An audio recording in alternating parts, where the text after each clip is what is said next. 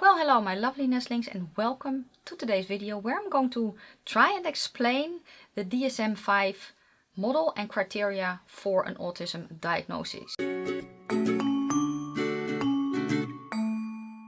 The reason that I'm doing this video today is because last week I uploaded a video, Common Female Traits, and a lot of you guys were like, I have everything. And statistically speaking, it's not possible for every one of my subscribers to be on the spectrum.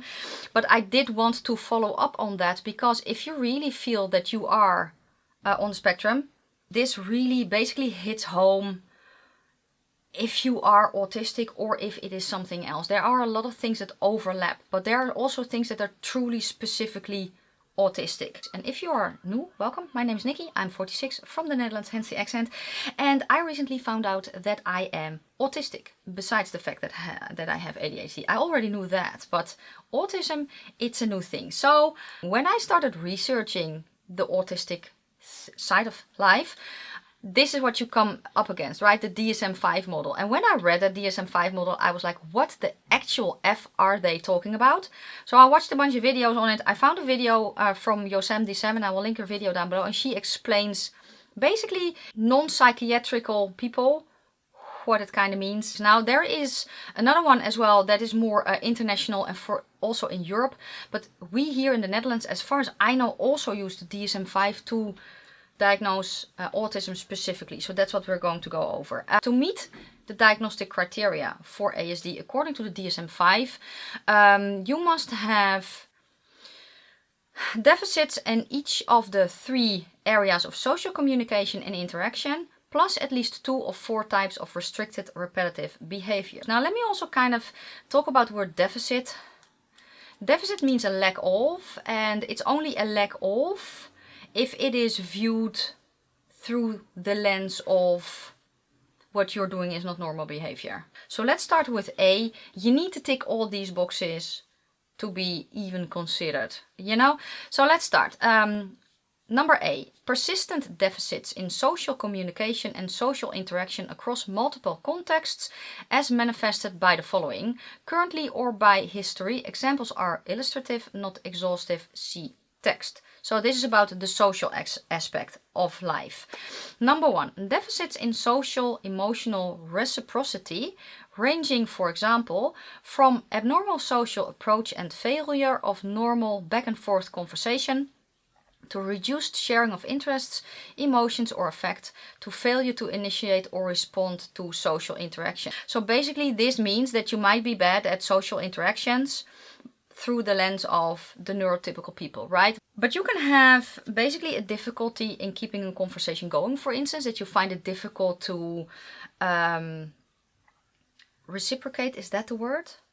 In a conversation, that you may have difficulty finding out what they mean. A lot of, well, as far as I know, all autistic people, it could be most, so let's use most autistic people, take things very literally, very black and white thinking, and there can also be an issue.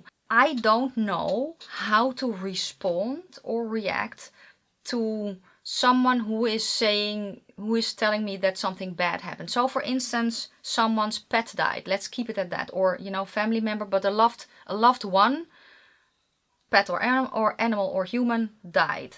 How do I respond? I don't know. And how do you respond to someone when they're sad? Do you hug them? Do you not hug them? Do you say nothing? Do you say that you're sorry? And if you say that you're sorry, are you truly sorry? I am, but it doesn't cover it. I can feel their pain and I can just relate to the fact that my loved ones will go one day. You know, but I only say I'm sorry. And then I don't know what to do, so the door's shut and I don't know anymore. Number 2. Deficits in non-verbal communicative behaviors used for social interaction, ranging, for example, from poorly integrated verbal and non-verbal communication to abnormalities in eye contact and body language, or deficit in understanding and use of gestures, to a total lack of facial expressions and non-verbal communications. So this is the body language, facial expressions. That's that. Can you read that? How do you do that? Now for me, looking into a person's eyes, I can but it takes a lot of effort. It takes a lot of effort, and I really don't want to do that. So I remember though that my grand said that if someone doesn't look you in the eye when they're telling something, they're shifty and they're not to be trusted. And that was so, that one sentence, it just did so much that I forced myself to look someone in the eye. So I developed tricks. I look, if they have glasses on, I can focus on the glasses, or I look between here or at their eyebrows. But if their eyebrows are too high in relation to their eyes, you can kind of see that you just look above. So I used to, or I look here, or I tried.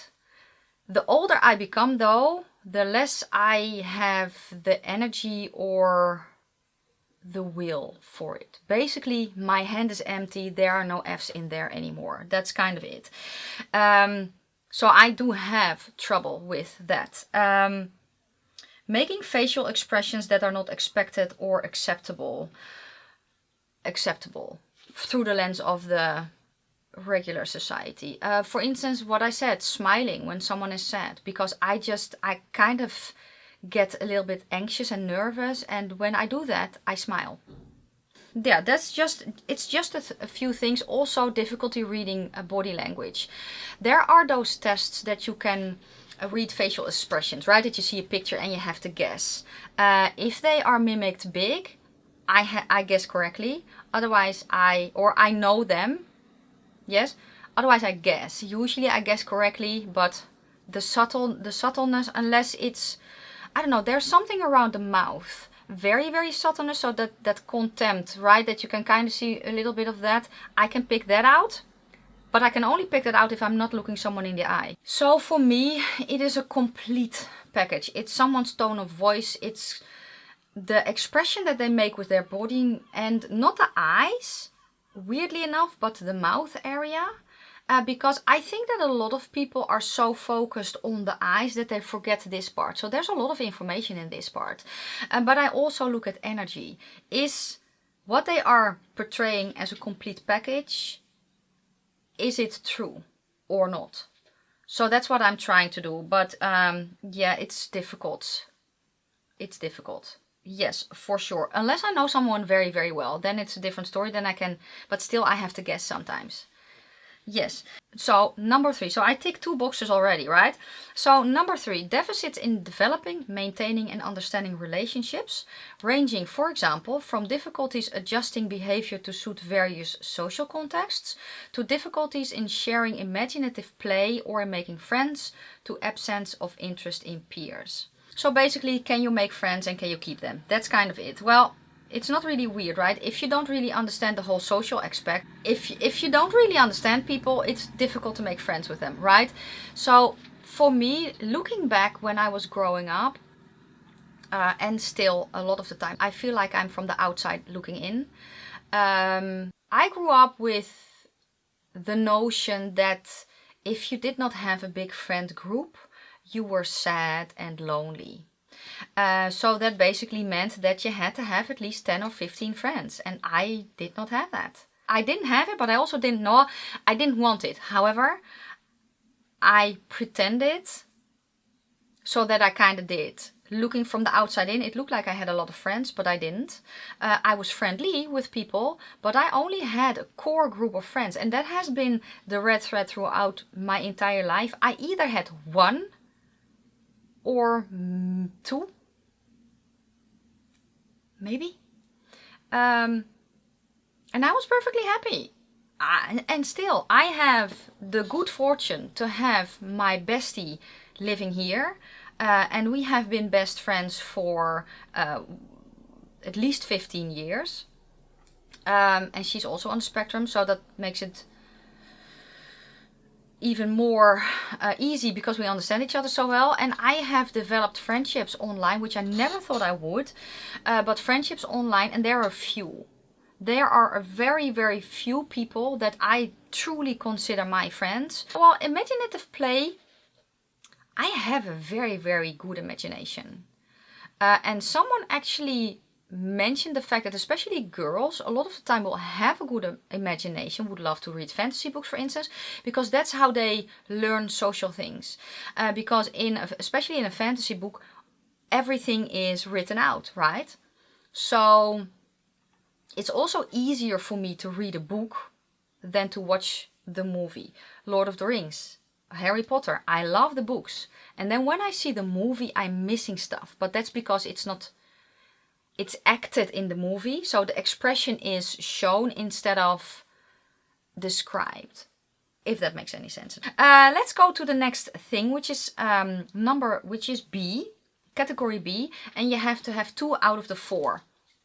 Okay, so this is the restricted repetitive patterns of behavior, interests or activities as manifested by at least 2 of the following, currently or by history. Examples are illustrative, not exhaustive. See text. Number 1, stereotyped or repetitive motor movements, use of objects or speech. E.g., is that examples? I don't know. Simple motor stereotypes, lining up toys or flipping objects. Echolalia, idiosyncratic phrases. Simple motor stereotypes. Basically, this is about stimming. Yeah, so repetitive behaviors and stimming. And stimming is just a repetitive behavior that you do because it soothes, or because you're bored, or because you're nervous, or you have excess energy, or you need to concentrate. That's stimming. And I want to do a separate video on what stimming is for me, because I found some unusual ones. Especially women have certain things that soothe them that are considered stimming but are less noticeable. So what I actually noticed was I do this a lot. And I don't know why, but I do this a lot. I also do this very, very often. When I'm kind of thinking, especially when I'm filming and I'm thinking, this is what I do. And it just, I don't know. I like it. This, when I'm thinking, I have done this as long as I can remember. Not necessarily with fake nails, but with fake nails it makes it a little bit easier. So I definitely stim. Lining up objects. Yeah, I really like lining up objects.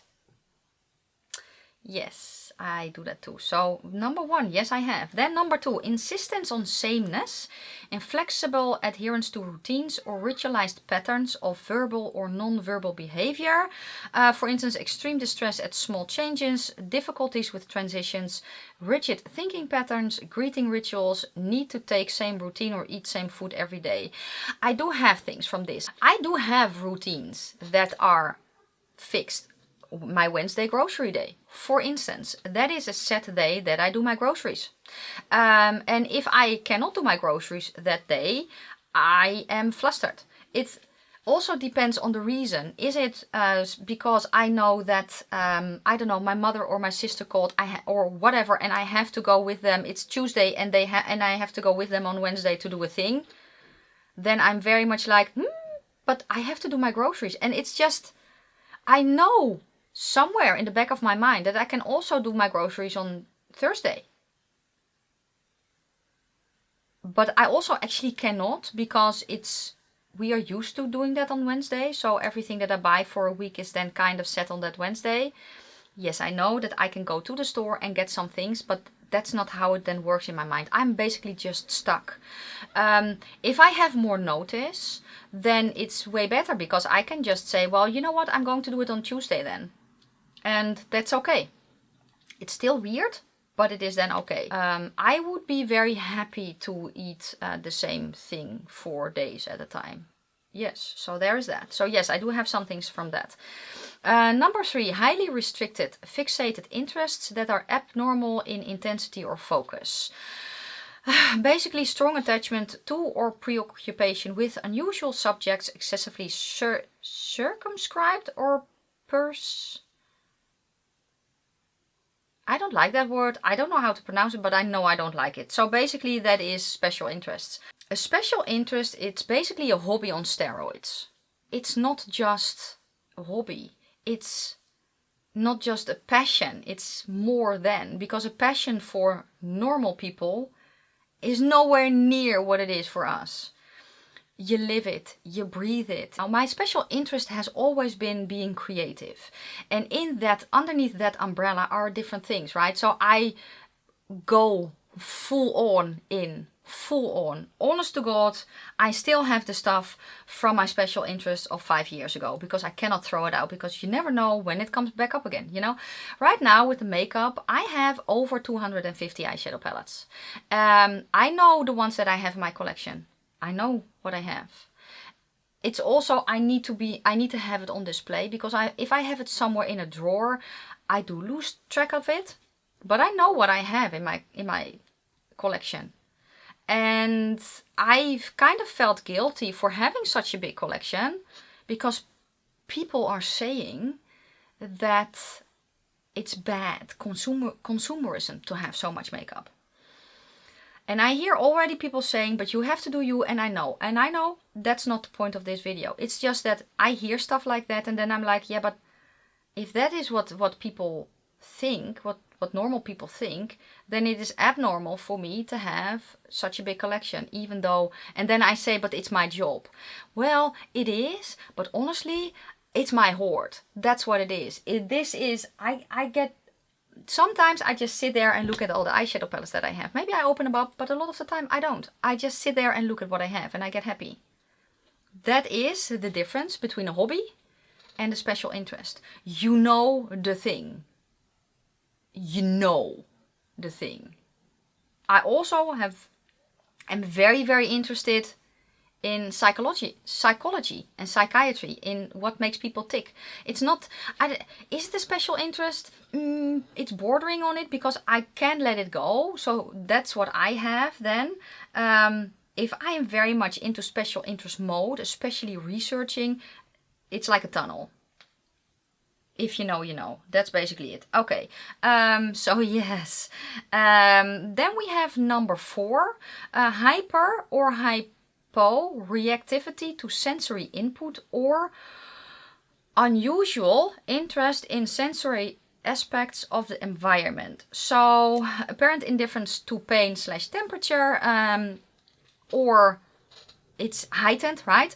Adverse response to specific sounds or textures, or the other side, excessive smelling or touching of objects, visual fascination with lights or movement.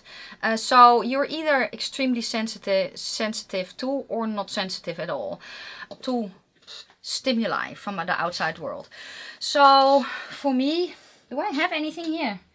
That's I'm very much feeling with my fingers. I also always say that when I am doing a makeup video and I'm swatching the shades, I need to feel the shades. And when I say feel, I mean I need to feel the shades. If we are in a garden center and I see herbs or flowers or whatever, I dive right in head first. I need to smell them. Before I take a sip of anything or take a bite of anything, if I don't know it, I'll smell it. The visual fascination with lights or movement, that, yeah, very much so. When, I don't know, the light going through the leaves of the trees. Most people look at it and think it's pretty or just look at it, but I literally can get lost in it. You have an interest and you have a fascination, and then you kind of have a need. That's kind of what it feels like. The need to look at things. Okay, so we basically had everything established, right? We get number C, and C is very, very important actually. It says here, symptoms must be present in the early developmental period, but may not become fully manifest until social demands exceed limited capacities, or may be masked by learned strategies in later life. And that is it. So even if you are like, I tick all the boxes, but there is no evidence at all in early childhood, you kind of need to look beyond it as well. For me, when I look at, you know, those circle model things, the overlap between, for instance, PTSD and ASD is humongous. It's extremely large. And a lot of people with autism suffer from PTSD as well. And it can be difficult to extinguish the two. Also, if you grow up in a household that caters to your needs, you may not know that it is not normal how you are. If I look in my household, I know that when I was growing up, there were things attributed. Now I recognize them as autistic things, but they were attributed to something else. That meant that that when I was growing up, there was a lot of room for my autistic uniqueness. It was never recognized, but I don't know. Let's just go to the bumblebee. I had a kiddie pool in the garden, and I would rescue the bees and the bumblebees, and some would survive, and if they survived, we needed to have a celebration. Yes, we needed to have a celebration. When they died, we needed to have a burial. They could not be all in the same grave, no. They needed to have their own little coffin or box. They needed to have a name, and they needed to have their own tiny cross. We needed to have a ritual because they needed to be buried. There are more things, but that when I was researching this, and I saw that garden in front of me again, I was like, yeah, it was very much, it was present, but also because of the people that I hang out with and the masking that I could do. And I'm still very good at masking. I just choose to mask less. When it surfaced for me, when I basically got problems, was when I needed to work in a group setting. Before that, I had a lot of different jobs, but we were with a group, but I had my own thing, so I was perfectly happy with that. But when I went to the Navy and I had to work on ship in a small tight-knit group, there were different groups, different people. I did not know how to behave anymore. So that's actually when the trouble started, but I did not recognize it as such. I recognized it just just a few months ago, this year, in May, when I saw a video pop up. And I was like, let me click that. And that's actually how it works for a lot of, especially females on the spectrum. Ooh, that was my fork. So yes, it was definitely present for me earlier in life. Now here's the thing that makes or breaks the diagnosis. And I'm sorry for the sound outside. It's hot as hell. My window is open and they're doing something to the garbage cans, I believe. I think they're done. We will just have to work through it. Here is where I'm not sure that I will get an official diagnosis, because it says here, symptoms cause clinically significant impairment in social, occupational, or other important areas of current functioning. So basically this is saying, if you can function, you're not getting the diagnosis. My life right now is set up in a way that is perfect for me. So I don't have significant impairment. I don't need help from a psychologist right now, at least. However, if I have to do anything in an official setting, then I do need the help. So I do have help. It's just not because of this criteria.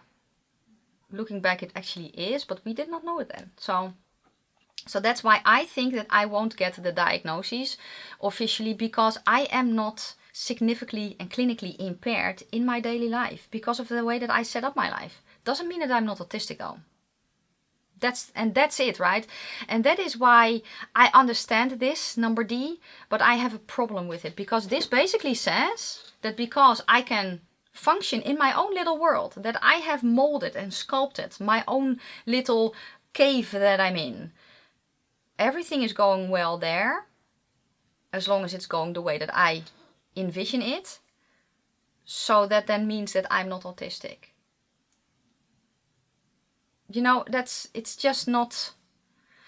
That's not correct. And I think that everyone who is autistic needs help. It just differs. So for me, I don't need help doing the groceries. You know why? Because I go when the grocery store is just open on a Wednesday, when it's the most calm. Well, except Tuesday. Tuesday is also calm. I specifically picked that day to have the least social stimuli. Then the last one is E. And this there's a reason that this one is the last one, because it says here, these disturbances are not better explained by intellectual disability, which is intellectual development disorder, or global developmental delay. Intellectual disability and autism spectrum disorder frequently co-occur. To make comorbid diagnoses of autism spectrum disorder and intellectual disability, social communication should be below that expected for general developmental level. So that basically means that you have to have traits that are specific to autism. So I don't know, the needing a routine can also be because you have PTSD. It can also be because you have ADHD and you just need that routine so that you have something to focus on. They need to know that it is not something else, because there are so many things that overlap in autism: OCD, PTSD, ADHD, borderline, even I think bipolar, depression, anxiety. All that is also parts of that. Those groups are also part of autism. So for OCD, lining things up, having to go to the grocery store on Wednesday, you could consider that very OCD. I don't have OCD. That's not it, because the other things that are OCD, I don't have. I will link an Instagram handle down below, and right now I cannot think of it. I just found them, and they have those circle diagrams, and you can very clearly see the edges and what is specific for each trait, but you can also see the overlap. So even if you feel right now that there are a lot of boxes that you tick, it could be something else. It could be that you have that something happened in your brain, that you got into an accident, or that there's just something, a tumor, a TIA, you know, that kind of thing that can change your personality as well. Because basically autism is neurological. It's not psychological. It's in the brain. It's not a behavior. I found it very, very interesting. And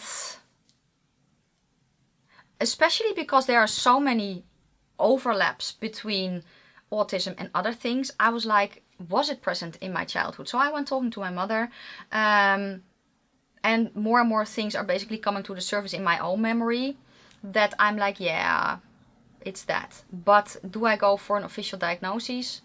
I don't think I fit that bill, because it's not debilitating how I live my life. Does that make any sense at all?